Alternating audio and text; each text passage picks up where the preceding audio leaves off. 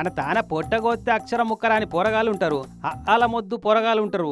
అదే బీహార్లోనైతే చదువు నేర్పే సార్లు టీచర్లే ఉంటారు గిట్లా. ఇక చూడు బీహార్ సర్కారు బడిల లెక్కల పంతులమ్మనట బాగా ఆహారం ఎట్లా చేయాలనో పిల్లగాళ్ళకి నేర్పిస్తుంటే నీయసుంటి నా అసింటి ఒక ఆయన పోయి ఎట్లా నేర్పిస్తుందో చూస్తే మేడం గారి లోపలున్న గణిత శాస్త్ర కళా నైపుణ్య చతురత బయటపడ్డది గిట్లా. చూస్తున్నారా, 4 అంకెల సంఖ్యను 3 తోటి ఎట్లా భాగించాలో తెలిసిపాడైతలేదు. 4వ తరగతి పిల్లగాళ్లకు చదువు నేర్పే ఈ లెక్కల టీచర్ అమ్మకు మరి ఈమెకే లెక్కలు రాకపోతే పిల్లగాళ్ళకి ఏం నేర్పిస్తున్నట్టు, వాళ్ళు బడికొచ్చి ఏం నేర్చుకుంటున్నారు అన్నట్టు. మొన్నగా ఛత్తీస్గఢ్ రాష్ట్రంలో ఓ సారుకు ఇంగ్లీష్లో 11 స్పెల్లింగ్ ఎట్లా రాయాలో తెలియదన్న ముచ్చట బయటపడ్డది.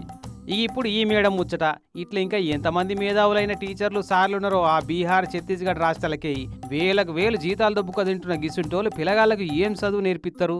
అసలు వీళ్ళకు టీచర్ కొలువు ఇచ్చేటోళ్ళు ఎవరో గాని వాళ్ళ పిల్లగాళ్ళకి ఇసుంటోళ్లతోనే పాఠాలు నేర్పియమంటే బాగుండు అని సోషల్ మీడియాలో ఈ వీడియో చూసిన వాళ్ళంతా కామెంట్లు పెడుతున్నారు.